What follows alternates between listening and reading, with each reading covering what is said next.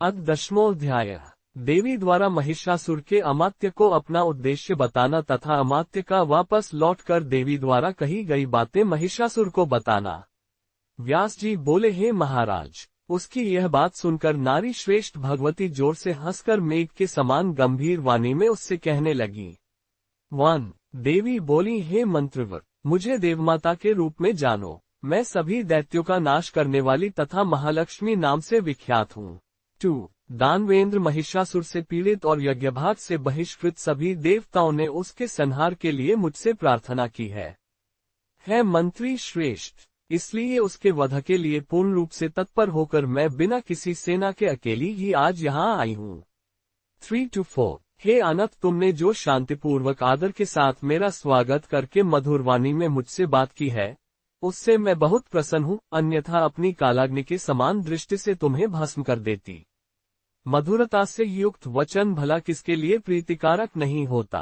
5-6 अब तुम जाओ और मेरे शब्दों में उस पापी महिषासुर से कह दो, यदि तुम्हें जीवित रहने की अभिलाषा हो तो अभी पाताललोक में चले जाओ, नहीं तो मैं तुझ पापी तथा दुष्ट को रणभूमि में मार डालूंगी। मेरे बाणों से छिन्न भिन्न शरीर वाले होकर तुम यमपुरी चले जाओगे। 7-8 हे मूर्ख, इससे मेरी दयालुता समझकर तुम यहाँ से शीघ्र चले जाओ, नहीं तो तुम्हारे मार दिए जाने पर देवतागण निश्चय ही तत्काल स्वर्ग का राज्य पा जाएंगे। इसलिए हे दुष्ट, जब तक मेरे बाण तुझ पर नहीं गिरते उसके पूर्व ही तुम शीघ्रतापूर्वक समुद्र सहित पृथ्वी का त्याग करके पाताललोक चले जाओ। 9-10 हे असुर, यदि तुम्हारे मन में युद्ध की इच्छा हो तो अपने सभी महाबली वीरों को साथ लेकर शीघ्र आ जाओ, मैं सबको यमपुरी पहुंचा दूंगी। 11 हे महामूढ़, मैंने युग युग में तुम्हारे जैसे असंख्य दैत्यों का संहार किया है, उसी प्रकार मैं तुम्हें भी रण में मार डालूंगी। मेरा सामना करके तुम मेरे शस्त्र धारण करने के परिश्रम को सफल करो, नहीं तो ये श्रम व्यर्थ हो जाएगा। कामपीड़ित तुम रणभूमि में मेरे साथ युद्ध करो। 12-13 हे दुरात्मन, तुम इस बात पर अभिमान मत करो कि मुझे ब्रह्मा का वर प्राप्त हो गया है। हे मूढ़, केवल स्त्री के द्वारा बद्ध होने के कारण तुमने श्रेष्ठ देवताओं को बहुत पीड़ित किया है। 14 अतः ब्रह्मा जी का वचन सत्य करना है, इसीलिए स्त्री का अनुपम रूप धारण करके मैं तुझ पापी का संहार करने के लिए यहाँ आई हूँ। हे मूढ़, यदि जीवित रहने की तुम्हारी इच्छा हो तो इसी समय देवलोक छोड़कर तुम सर्पों से भरे पाताललोक को अथवा जहाँ तुम्हारी इच्छा हो वहाँ चले जाओ।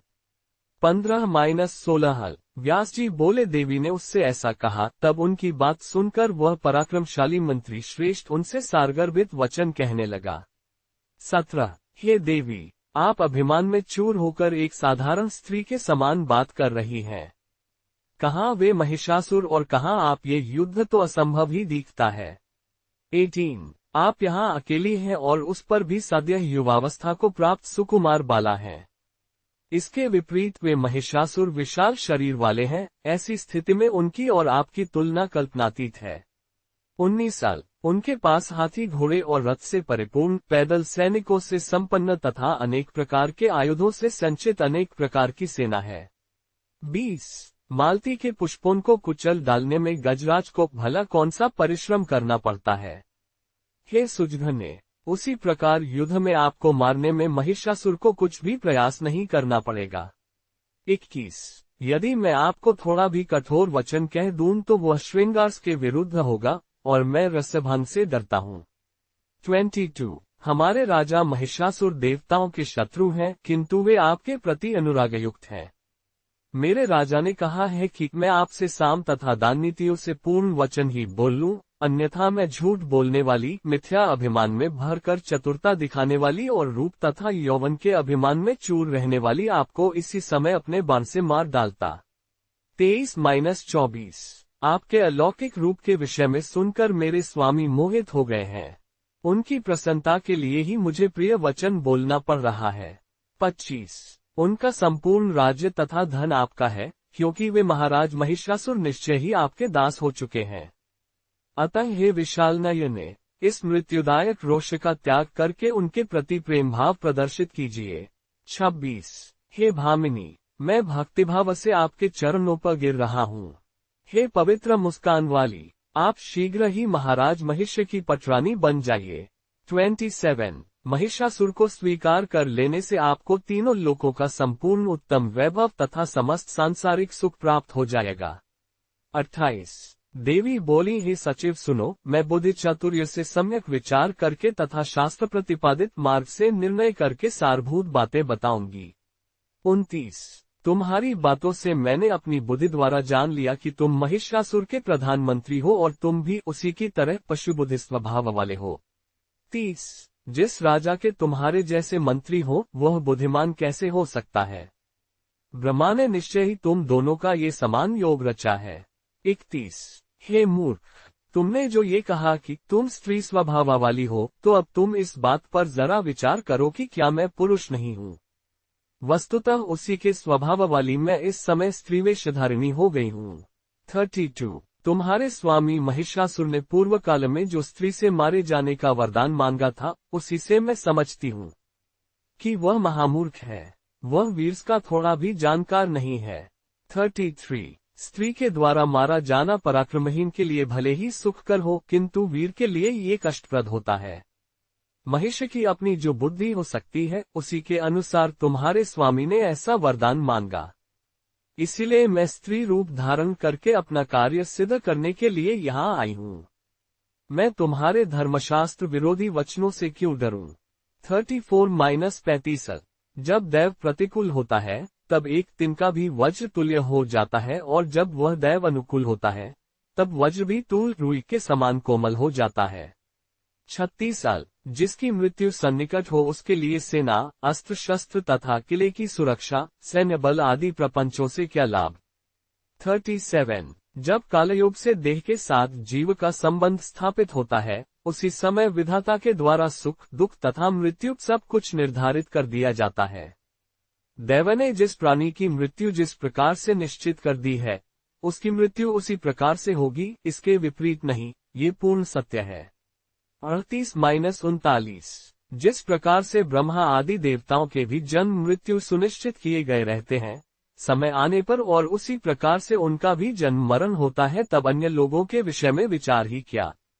उन ब्रह्मा आदि मरणधर्मा के वरदान से गर्वित होकर जो लोग ये समझते हैं कि हम नहीं मरेंगे, वे मूर्ख तथा अल्पबुद्धि वाले हैं। 40-41 अतएव अब तुम शीघ्र जाओ और अपने राजा से मेरी बात कह दो। इसके बाद तुम्हारे राजा जैसी आज्ञा दें तुम वैसा करो। इंद्र को स्वर्ग प्राप्त हो जाए और देवताओं को यज्ञ का भाग मिलने लगे।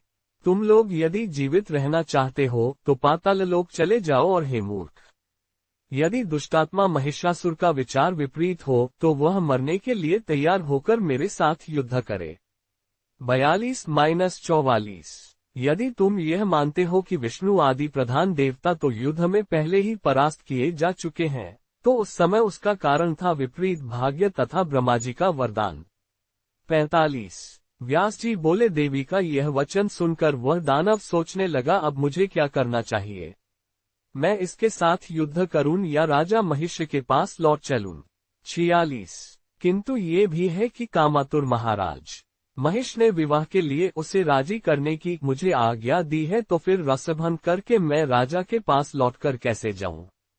47 अंत में अब मुझे यही विचार उचित प्रतीत होता है कि बिना युद्ध किए ही राजा के पास शीघ्र चला जाऊं और जैसा सामने उपस्थित है वैसा उनको बता दूं। उसके बाद बुद्धिमानों में श्रेष्ठ राजा महिष अपने चतुर मंत्रियों से विचार विमर्श करके जो उचित समझेंगे उसे करेंगे। 48-49 मुझे अचानक इस स्त्री के साथ युद्ध नहीं करना चाहिए, क्योंकि जय अथवा पराजय इन दोनों में राजा का अप्रिय हो सकता है। 50 यदि ये सुंदरी मुझे मार डाले अथवा मैं ही जिस किसी उपाय से इसको मार डालूं, तब भी राजा महिष निश्चित रूप से कुपित होंगे। अतः अब मैं वहां पर चलकर इस सुंदरी के द्वारा आज जो कुछ कहा गया है वह सब राजा महिष्य को बता दूंगा। तत्पश्चात उनकी जैसी रुचि होगी वैसा वे करेंगे। 51-52 व्यास जी बोले, ऐसा विचार करके वह बुद्धिमान मंत्री राजा महिष के पास गया और उसे प्रणाम कर दोनों हाथ जोड़कर कहने लगा। 53 मंत्री बोला, हे राजन, सुंदर रूप वाली वह देवी सिंह पर आरूढ़ है। उस मनोहर देवी की 18 भुजाएं हैं और उस श्रेष्ठ देवी ने उत्तम कोटि के धारण कर रखे हैं। 54। हे महाराज, मैंने उससे कहा, हे भामिनी, तुम राजा महिष्य से प्रेम कर लो और तीनों लोकों के स्वामी उन महाराज की प्रिय पटरानी बन जाओ। केवल तुम ही उनकी पटरानी बनने योग्य हो, इसमें कोई संशय नहीं है।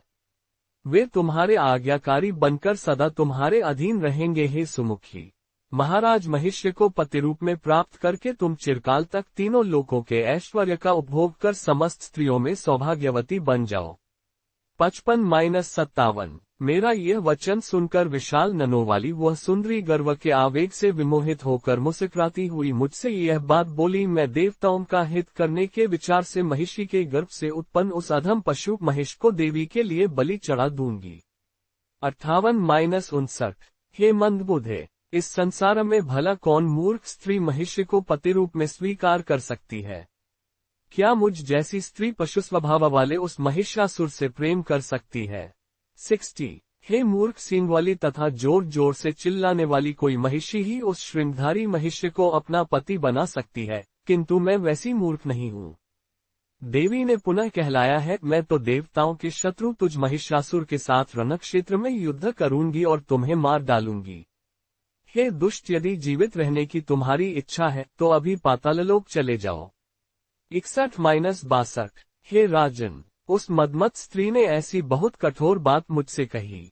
उसे सुनकर बार बार विचार करने के बाद मैं यहाँ लौट आया हूँ। 63। आपका रसभंग न हो ये सोचकर मैंने उसके साथ युद्ध नहीं किया, और फिर आपकी आज्ञा के बिना मैं व्यर्थ ही युद्ध कैसे कर सकता था। 64। हे राजन, वह स्त्री सदा अपने बल से अत्यंत उन्मत्त रहती है। होने के विषय में मैं नहीं जानता, आगे न जाने क्या होगा। इस विषय में आप ही प्रमाण हैं।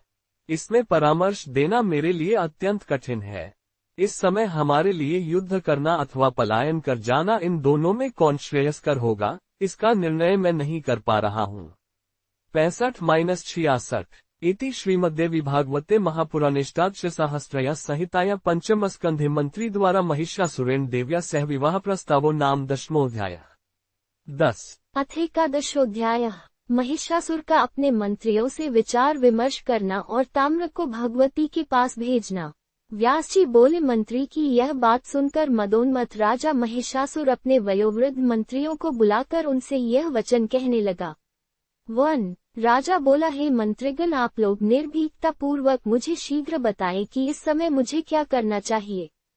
आप लोग इस कार्य में प्रवीण हैं, साथ ही साम तथा दंड आदि नीतियों में भी कुशल हैं। कहीं देवताओं के द्वारा रची गई शाम्भवी माया के रूप में तो यह नहीं आई हुई है। अतः आप लोग मुझे ये बताएं कि इस समय किस नीति का सहारा लिया जाए। 2-3। मंत्रिगण बोले, हे नृपश्रेष्ठ, बुद्धिमान लोगों को सदा सत्य और प्रिय बोलना चाहिए तथा सम्यक विचार करके हितकर कार्य करना चाहिए। 4। हे राजन, सत्य वचन कल्याणकारी होता है और प्रिय वचन प्रायः अहितकर होता है। इस लोक में अप्रिय वचन भी मनुष्यों के लिए उसी प्रकार हितकारक होता है जैसे औषधीय रुचिकर होते हुए मनुष्यों के रोगों का नाश करने वाली होती है। 5। हे पृथ्वीपते, सत्य बात को सुनने तथा मानने वाला दुर्लभ है, सत्य बोलने वाला तो परम दुर्लभ है, किंतु चाटुकारितापूर्ण बातें करने वाले बहुत से लोग हैं। 6। हे राजन, इस गूढ़ विषय में हम लोग कुछ कैसे कह सकते हैं, और फिर इस त्रिलोकी में भविष्य में होने वाले शुभ अथवा अशुभ परिणाम के विषय में कौन जान सकता है। 7। राजा बोला, आप लोग अपनी अपनी बुद्धि के अनुसार अलग अलग विचार प्रकट करें। जिसका जो भाव होगा उसे सुनकर मैं स्वयं विचार करूंगा, क्योंकि बुद्धिमान पुरुषों को चाहिए कि अनेक लोगों के मंतव्य सुनकर और फिर उन पर बार बार विचार करके उनमें से अपने लिए जो कल्याणप्रद हो उसी काम को करें। 8-9। व्यास जी बोले, उसकी यह बात सुनकर महाबली विरूपाक्ष राजा महिष्य को प्रसन्न करते हुए शीघ्र कहने लगा। 10। विरूपाक्ष बोला, हे राजन, वह बेचारी स्त्री मदमत होकर जो कुछ बोल रही है उन बातों को आप केवल धमकी भर समझें। 11। ये जानते हुए कि झूठ और साहस स्त्रियों की आदत होती है, भला कौन एक स्त्री के कहे हुए युद्धोन्मादी कठोर वाक्यों से डरेगा। 12। हे राजन, तीनों लोकों पर विजय प्राप्त करके भी आज आप स्त्री के भय से ग्रस्त हो गए हैं। उसकी अधीनता स्वीकार कर लेने पर इस लोक में अवश्य ही आप जैसे वीर की अपकीर्ति होगी। 13 अतएव हे महाराज, मैं अकेला ही उस चंडिका से युद्ध करने के लिए जा रहा हूँ और उसे निश्चित रूप से मार डालूंगा। अब आप भयमुक्त हो जाएं। 14 अपनी सेना के साथ वहां जाकर अनेक प्रकार के शस्त्रास्त्रों से मैं उस दुस्सह तथा प्रचंड पराक्रम संपन्न चंडिका का निश्चय ही वध कर दूंगा, अथवा उसे नागपाश में बांधकर जीवित दशा में ही आपके पास ले आऊंगा, जिससे वह सदा के लिए आपकी वशवर्तिनी हो जाए। हे राजन, अब आप मेरा पराक्रम देखिए। 15-16 व्यास जी बोले, विरूपाक्ष की बात सुनकर दुर्धर ने कहा, हे राजन, बुद्धिमान विरूपाक्ष ने यथार्थ बात कही है। प्रतिभा संपन्न आप अब मेरी भी उत्तम बात सुन लें। अनुमान से ऐसा प्रतीत होता है कि सुंदर दांतों वाली यह स्त्री कामातुर है। अपने रूप के गर्व में चूर इस प्रकार की नायिकाएं अपने प्रिय को डरा धमका कर वश में करने का प्रयास करती हैं, वैसे ही यह सुंदरी भी आपको धमकाकर अपने वश में करना चाहती है। 17-19 ये तो माननीय स्त्रियों का हाव भाव होता है और रस का महान ज्ञाता ही उस हाव भाव को समझ पाता है। आसक्त प्रेमी के प्रति किसी स्त्री की ऐसी वक्रोक्ति होती ही है, जिसे कामशास्त्र का विद्वान कोई विरला पुरुष ही समझ पाता है। जैसे उसने कहा है, मैं तुम्हें युद्ध क्षेत्र में वानों से मार डालूंगी, इस कथन में बहुत बड़ा रहस्य निहित है, जिसे रहस्यविधि भली भांति समझ सकते हैं। माननीय स्त्रियों के बाण तो उनके कटाक्ष ही कहे गए हैं, और हे राजन, उनके व्यंग्यपूर्ण वचन दूसरे पुष्पांजलि में बाण है, क्योंकि कटाक्ष को छोड़कर वह अन्य प्रकार के बाण भला आप पर क्या चला सकेगी। जब ब्रह्मा, विष्णु, महेश आदि में आप पर बाण चलाने की शक्ति नहीं है, तब वैसी स्त्रियों में अन्य बाण चलाने की शक्ति कहाँ है। उसने अमात्य से जो कहा था, हे मंद, मैं तुम्हारे राजा को अपने नेत्रबाणों से बेदालूंगी, इस कथन का तात्पर्य उन रमजान से विहीन मंत्री ने विपरीत ही समझ लिया था। 20-24 उसने प्रधान अमात्य से जो ये कहा था कि मैं तुम्हारे स्वामी को रन्मयी राध्या पर गिरा दूंगी, इस कथन का तात्पर्य उस स्त्री के द्वारा विपरीत रतिक्रीड़ा का किया जाना समझना चाहिए। साथ ही उसने जो ये बात कही थी कि मैं उन्हें प्राणहीन कर दूंगी, तो हे राजन, पुरुषों में वीर्य को हो प्राण कहा गया है, अतः उस स्त्री के कथन का तात्पर्य आपको वीर्यहीन कर देने से है, इसके अतिरिक्त दूसरी बात नहीं। 25-26 हे राजन, व्यंग्य भरे इस कथन के द्वारा वह सुंदरी आपको पति के रूप में वरण करना चाहती है। रसशास्त्र के विद्वानों को विचार पूर्वक इस कथन का अभिप्राय भली भांति जान लेना चाहिए। हे महाराज, ऐसा जानकर आपको उसके प्रति रसमय व्यवहार करना चाहिए। हे राजन, साम, प्रिय वचन और दान, प्रलोभन आदि, ये ही 2 उपाय उसे वश में करने के हैं, इनके अतिरिक्त कोई दूसरा उपाय नहीं है। रुष्ट अथवा मदगर्वित कोई भी माननीय स्त्री इन उपायों से वशवर्तिनी हो जाती है। उसी प्रकार के मधुर वचनों से प्रसन्न करके मैं उसे आपके पास ले आऊंगा। हे राजन, बहुत कहने से क्या लाभ, अभी वहां जाकर मैं उस स्त्री को एक दासी की भांति सदा के लिए आपके वश में कर दूंगा।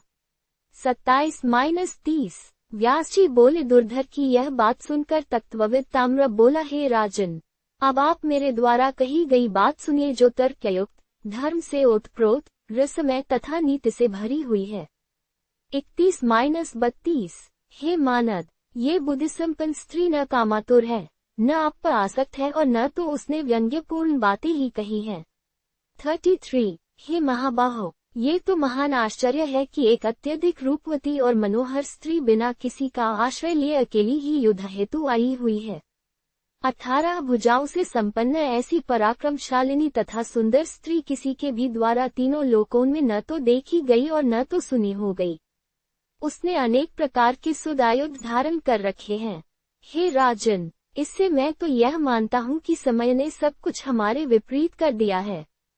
34-36 मैंने रात में अपशकुन सूचक अनेक स्वप्न देखे हैं, इससे मैं तो ये समझता हूँ कि अब निश्चय ही हमारा विनाश आ चुका है।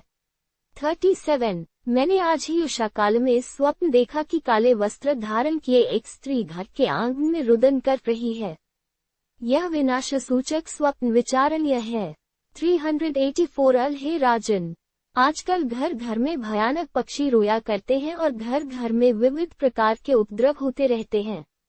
इससे मैं तो ये समझता हूँ कि इसमें निश्चित रूप से कुछ और ही कारण है, तभी तो युद्ध के लिए कृतसंकल्प ये स्त्री आपको ललकार रही है।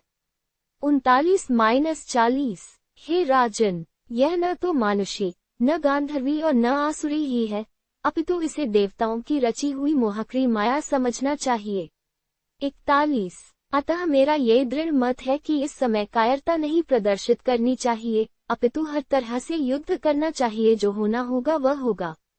भविष्य में विधाता के द्वारा किए जाने वाले शुभ या अशुभ के बारे में कौन जानता है। अतः विद्वान पुरुषों को चाहिए कि बुद्धिपूर्वक धैर्य धारण करके समय की प्रतीक्षा करें। 42-43 हे नरेश, प्राणियों का जन्म तथा मरण दैव के अधीन है। तीनों लोकों में कोई भी व्यक्ति इसके विपरीत कुछ भी करने में समर्थ नहीं है। 44 महेश बोला, हे महाभाग, हे ताम्र, युद्ध के लिए दृढ़ निश्चय करके तुम जाओ और धर्मपूर्वक उस मानिनी स्त्री को जीतकर यहाँ ले आओ। 45 यदि संग्राम में वह स्त्री तुम्हारे अधीन न हो सके तब तुम उसे मार डालना, नहीं तो जहां तक संभव हो प्रयत्नपूर्वक उसका सम्मान करना। 46 हे सर्वज्ञ, तुम पराक्रमी तथा कामशास्त्र के पूर्ण विद्वान हो, अतः किसी भी बुद्धि से उस सुंदरी पर विजय प्राप्त करना। 47 हे वीर, हे महाबाहु, विशाल सेना के साथ तुम वहां शीघ्रतापूर्वक जाओ और वहां पहुंचकर बार बार चिंतन मनन करके इसका पता लगाओ कि यह किस लिए आई हुई है। तुम ये भी ज्ञात करना कि वह काम भाव अथवा वैर भाव किस भाव से आई है और वह किसकी माया है। 48-49 आरंभ में इन बातों की जानकारी कर लेने पर तुम ये पता करना कि वह क्या करना चाहती है। तत्पश्चात उसकी सबलता तथा निर्बलता को भली भांति समझकर ही उसके साथ तुम युद्ध करना। 50 तुम उसके समक्ष न तो कायरता प्रदर्शित करना और न बिल्कुल निर्दयता का ही व्यवहार करना। उसकी जैसी मनोदशा देखना, उसी के अनुसार उससे बर्ताव करना। 51 व्यास जी बोले, महिषासुर की यह बात सुनकर काल के वशीभूत वह ताम्र राजा महेश को प्रणाम करके सेना के साथ चल पड़ा। चलते समय मार्ग में यम का द्वार दिखलाने वाले अत्यंत भयानक अपशकुनों को देख देख कर वह बहुत विस्मित तथा भयभीत होता था। 52-53 देवी के समीप पहुंचकर उसने देखा कि वे सिंह पर सवार हैं। वे विविध प्रकार के आयुधों से विभूषित हैं तथा सभी देवता उनकी स्तुति कर रहे हैं। तदनंतर उस ताम्र ने विनम्र भाव से खड़े होकर सामनीति का आश्रय लेकर मधुर वाणी में शांतिपूर्वक देवी से यह वचन कहा, हे देवी, दैत्यों के अधिपति तथा विशाल सींगों वाले राजा महेश आपके रूप तथा गुण पर मोहित होकर आपसे विवाह करने की अभिलाषा रखते हैं। 54-56 विशाल ननों तथा सुकुमार अंगों वाली है सुंदरी देवताओं के लिए भी अजय उन महेश से आप प्रेम कीजिए और उन्हें पति रूप में प्राप्त करके अद्भुत नंदनवन में विहार कीजिए। 57 सभी प्रकार के सुखों के निधान स्वरूप इस सर्वांग सुंदर शरीर को प्राप्त करके हर तरह सुख भोगना चाहिए और दुख का तिरस्कार करना चाहिए, यही बात सर्वमान्य है। 58 हे करभोरु, आपने अपने हाथों में ये आयुध किस लिए धारण कर रखे हैं। कमल के समान कोमल आपके ये हाथ तो पुष्पों की गेंद धारण करने योग्य हैं। 59 भवरूपी धनुष के रहते आपको ये धनुष धारण करने से क्या प्रयोजन है, और जब आपके पास ये कटाक्ष रूपी बाण है तो फिर व्यर्थ बाणों को धारण करने से क्या लाभ। 60 इस संसार में युद्ध दुखदायी होता है, अतः ज्ञानी जन को युद्ध नहीं करना चाहिए। राज्य तथा धन के लोलुप लोग ही परस्पर युद्ध करते हैं। 61 पुष्पों से भी युद्ध नहीं करना चाहिए, फिर तीक्ष्ण बाणों से युद्ध की बात ही क्या। अपने अंगों का छिप जाना भला किसकी प्रसन्नता का कारण बन सकता है। अतएव हे तन्वंगी, आप कृपा करें और देवताओं तथा दानवों के द्वारा पूजित मेरे स्वामी महेश को पति के रूप में स्वीकार कर लें। 62-63 वे आपके सभी वांछित मनोरथ पूर्ण कर देंगे और उन्हें पति रूप में पाकर आप सदा के लिए उनकी पटरानी बन जाएंगी, इसमें संदेह नहीं है। 64 हे देवी, आप मेरी बात मान लें, इससे आपको उत्तम सुख मिलेगा। कष्ट पाकर भी संग्राम में विजय का संदेह बना रहता है, इसमें संशय नहीं है। 65 हे सुंदरी, आप राजनीति भली भांति जानती हैं, अतः हजारों हजारों वर्षों तक राज्य सुख का भोग करें। 66 आपको तेजस्वी पुत्र प्राप्त होगा, वह भी राजा बनेगा। इस प्रकार आप युवावस्था में क्रीड़ा सुख प्राप्त करके वृद्धावस्था में आनंद प्राप्त करेगी। 67 इति श्रीमद्देवी भागवते महापुराणेष्टादशसाहस्राया संहिताया पंचमस्कंधे ताम्रकृत देवी प्रति विस्तृंसनवचनवर्णन नाम एकादशोऽध्यायः। 11 द्वादशोऽध्यायः। देवी के अट्टहास से भयभीत होकर ताम्र का महिषासुर के पास भाग आना। महिषासुर का अपने मंत्रियों के साथ पुनः विचार विमर्श तथा दुर्धर, दुर्मुख और बाष्कल की गर्वोक्ति। व्यास जी बोले, उस ताम्र की वह बात सुनकर भगवती जगदम्बिका मेघ के समान गंभीर वाणी में उससे हंसते हुए कहने लगीं।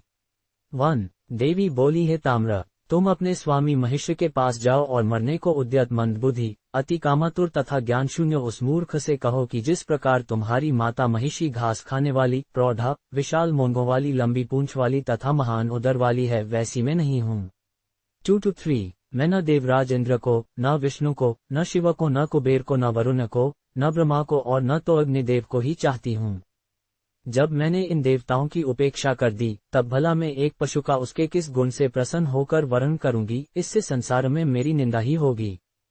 4-5 मैं पति का वरण करने वाली साधारण स्त्री नहीं हूँ। मेरे पति तो साक्षात प्रभु हैं। वे सब कुछ करने वाले, सबके साक्षी, कुछ भी न करने वाले, इच्छा रहित, सदा रहने वाले, निर्गुण, मोहरहित, अनंतु, निरालंब, आश्रयरहित, सर्वज्ञ, सर्वव्यापी, साक्षी, पूर्ण आश्रय वाले, कल्याणकारी, सबको आश्रय देने में समर्थ, शांत, सबको देखने वाले तथा सबकी भावनाओं को जानने वाले हैं। उन प्रभु को छोड़कर मैं मूर्ख महिष्य को अपना पति क्यों बनाना चाहूंगी। 6-8 उससे कह देना, अब तुम उठकर युद्ध करो। मैं तुम्हें या तो यम का वाहन बना दूंगी अथवा मनुष्यों के लिए पानी ढोने वाला महिष बना दूंगी। 9 अरे पापी, यदि जीवित रहने की तुम्हारी इच्छा हो तो शीघ्र हो समस्त दानवों को साथ लेकर पाताललोक चले जाओ, अन्यथा मैं युद्ध में मार डालूंगी। 10 इस संसार में समान कुल तथा आचार वालों का परस्पर संबंध सुखदायक होता है। इसके विपरीत बिना सोचे समझे यदि संबंध हो जाता है तो वह बड़ा दुखदायी होता है। 11 अरे महेश, तुम मूर्ख हो जो ये कहते हो कि हे भामिनी, मुझे पति रूप में स्वीकार कर लो। कहाँ मैं और कहाँ तुम, सींग धारण करने वाले महेश। हम दोनों का ये कैसा संबंध। अतः अब तुम पाताललोक चले जाओ अथवा मुझसे युद्ध करो। मैं तुम्हें बंधु बांधवों से निश्चय ही मार डालूंगी, नहीं तो देवताओं का यज्ञ भाग दे दो और देवलोक छोड़कर सुखी हो जाओ। 12-13 व्यास जी बोले, ऐसा कहकर देवी ने बड़े जोर से अद्भुत गर्जन किया। वह गर्जन प्रलयकालीन भीषण ध्वनि के समान तथा दैत्यों को भयभीत कर देने वाला था। उस नाद से पृथ्वी कांप उठी और पर्वत डगमगाने लगे तथा दैत्यों की पत्नियों के गर्भ गिर गए। 14-15 उस शब्द को सुनकर ताम्र के मन में भय व्याप्त हो गया और तब वह वहां से भागकर महिषासुर के पास जा पहुंचा। 16 हे राजन, उसके नगर में जो भी दैत्य थे वे सब बड़े चिंतित हुए। वे उस ध्वनि के प्रभाव से बधिर हो गए और वहां से भागने लगे। 17 उसी समय देवी का सिंह भी क्रोधपूर्वक अपने अवालों, गर्दन के बालों को फैलाकर बड़े जोर से दहाड़ा। उस गर्जन से सभी दैत्य बहुत डर गए। 18 ताम्र को वापस आया हुआ देखकर महिषासुर को बहुत विस्मय हुआ। वह उसी समय मंत्रियों के साथ विचार विमर्श करने लगा कि अब आगे क्या किया जाए। 19 उसने कहा, हे श्रेष्ठ दानवों, हमें आत्मरक्षार्थ किले के भीतर ही रहना चाहिए अथवा बाहर निकलकर युद्ध करना चाहिए अथवा भाग जाने में ही हमारा कल्याण है। 20 आप लोग बुद्धिमान, अजेय तथा सभी शास्त्रों के विद्वान हैं।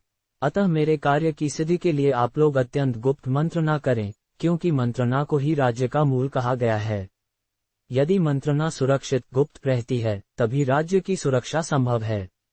अतएव राजा को चाहिए कि बुद्धिमान तथा सदाचारी मंत्रियों के साथ सदा गुप्त मंत्रणा करे। 21-22 मंत्रणा के खुल जाने पर राज्य तथा राजा इन दोनों का विनाश हो जाता है।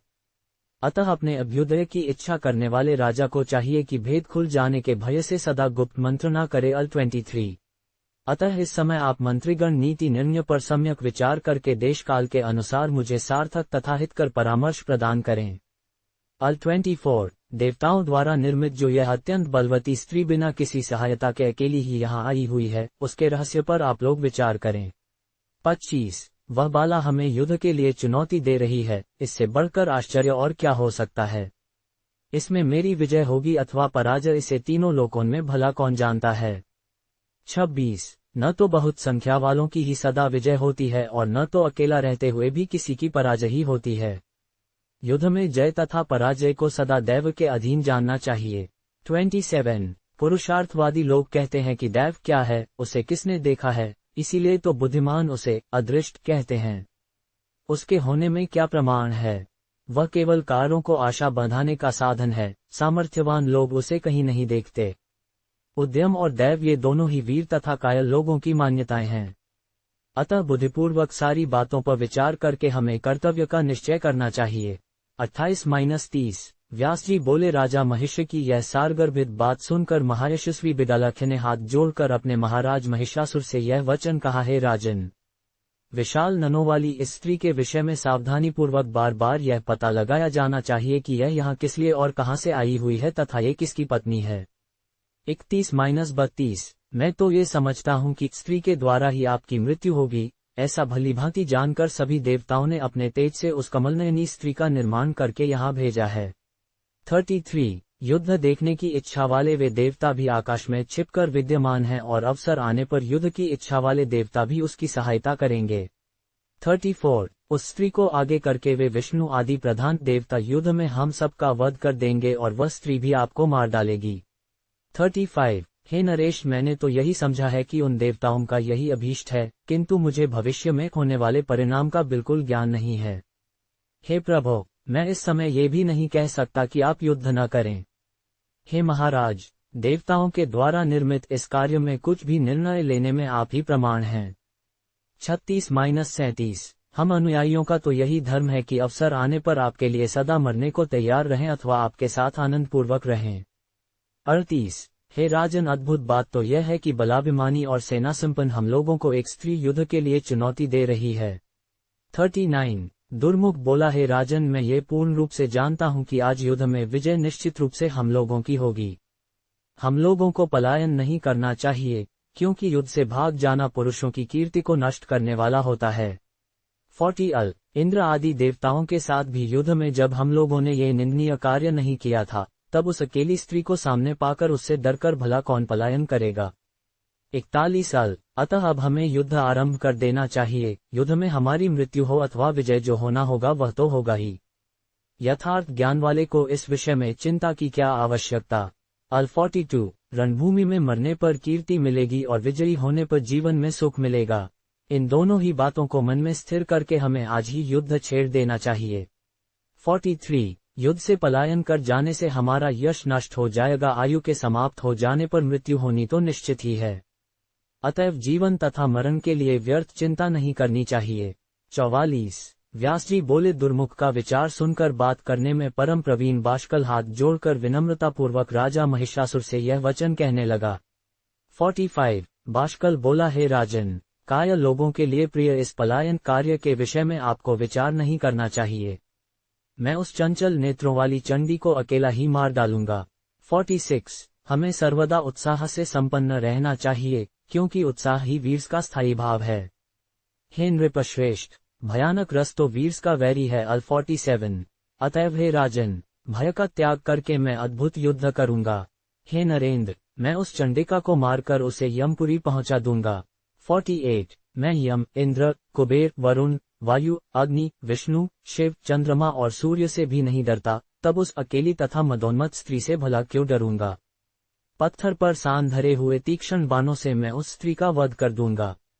आज आप मेरा बाहुबल तो देखिए, और इस स्त्री के साथ युद्ध करने के लिए आपको संग्राम में जाने की आवश्यकता नहीं है, आप केवल सुखपूर्वक विहार कीजिए। 49-51 व्यास जी बोले, दैत्यराज महिष्य से मदोन्मत्त बाष्कल के ऐसा कहने पर वहां उपस्थित दुर्धर अपने राजा महिषासुर को प्रणाम करके कहने लगा। 52 दुर्धर बोला, हे महाराज महेश, रहस्यमय ढंग से आई हुई उस देवनिर्मित 18 भुजाओं वाली तथा मनोहर देवी पर मैं विजय प्राप्त करूंगा। 53 हे राजन, आपको भयभीत करने के लिए ही देवताओं ने इस माया की रचना की है। यह एक विभीषिका मात्र है, ऐसा जानकर आप अपने मन की व्याकुलता दूर कर दीजिए। 54 हे राजन, ये सब तो राजनीति की बात हुई, अब आप मंत्रियों का कर्तव्य सुनिए। हे दानवेंद्र, 3 प्रकार के मंत्री संसार में होते हैं, उनमें कुछ सात्विक, कुछ राजस तथा अन्य तामस होते हैं। सात्विक मंत्री अपनी पूरी शक्ति से अपने स्वामी का कार्य सिद्ध करते हैं। वे अपने स्वामी के कार्य में बिना कोई अवरोध उत्पन्न किए अपना कार्य करते हैं।